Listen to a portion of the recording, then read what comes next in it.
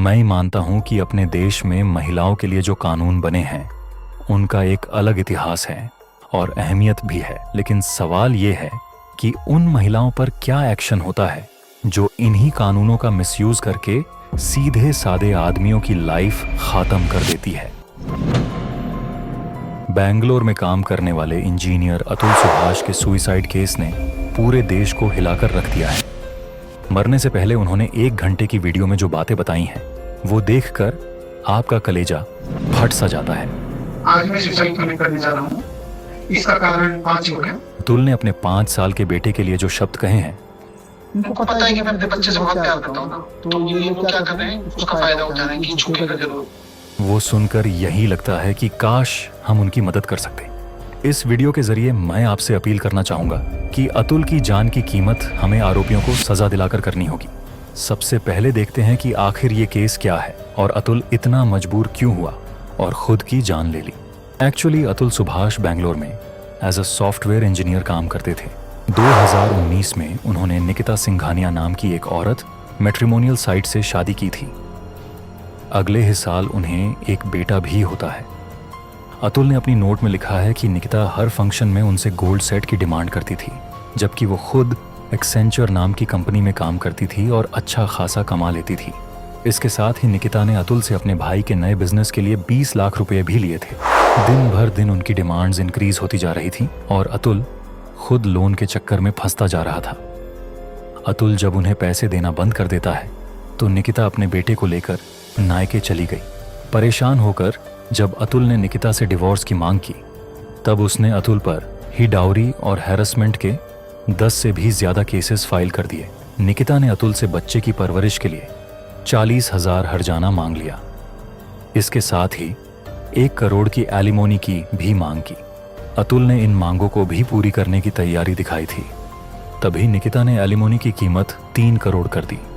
इस बात की शिकायत जब अतुल ने कोर्ट में की तो जज का जवाब सुनकर आप चौंक जाएंगे। जज ने अतुल से कहा कि तुम्हारे पास पैसे हैं, इसीलिए तो वो मांग रही है। कहा जाता है कि उस जज ने भी 5 लाख रुपए मांग लिए थे केस की सुनवाई करने के लिए और पैसे न मिलने पर सुनवाई रोक दी गई। इन सब की प्रेशर में आकर अतुल ने 5 दिसंबर की रात सुसाइड किया। अतुल ने अपने 1 घंटे की आखिरी वीडियो में यहाँ तक कह दिया कि अगर इन सब लोगों को सजा नहीं मिलती है तो मेरी अस्थियों को कोर्ट के बाहर के गटर में बहा देना।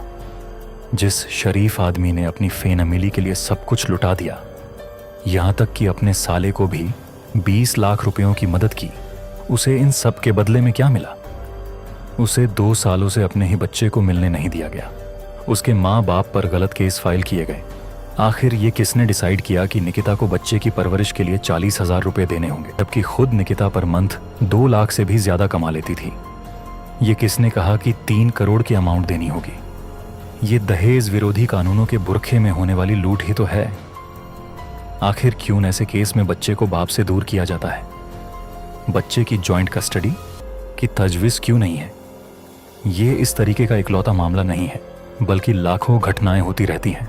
कुछ दिन पहले ऐसे ही मामले में कोलकाता के इंस्पेक्टर हरीश ने जान दे दी। प्रोफेसर दीपांशु को भी अपने बच्चे से 5 सालों तक दूर रखा गया और काफ़ी पैसे भी लिए गए। आखिर उन्होंने अपनी जान ली थी। मैं भारत की जुडिशियल सिस्टम से ये पूछना चाहता हूँ कि अगर कानून सबके लिए समान है तो आदमियों के लिए ऐसे झूठे केस से बचने के लिए आखिर क्या प्रावधान है? इसका जवाब है नथिंग। अभी जो पॉइंट मैं बताने जा रहा हूँ वो इस वीडियो का सबसे इम्पॉर्टेंट और डेंजरस पार्ट है। बहुत सारी महिलाओं का एक्स्ट्रा मैरिटल अफेयर होता है और जब उनके हस्बैंड इसका विरोध करते हैं तो वो सीधे उनको हैरेसमेंट की केस में फंसाने की धमकी देती है।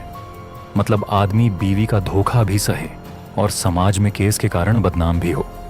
दोस्तों, ये वीडियो मैंने दिल से बनाया है और आशा करता हूँ कि अतुल को न्याय मिले। साथ ही साथ 499 ए जैसे ही पुरुषों के लिए भी कोई कानून आ जाए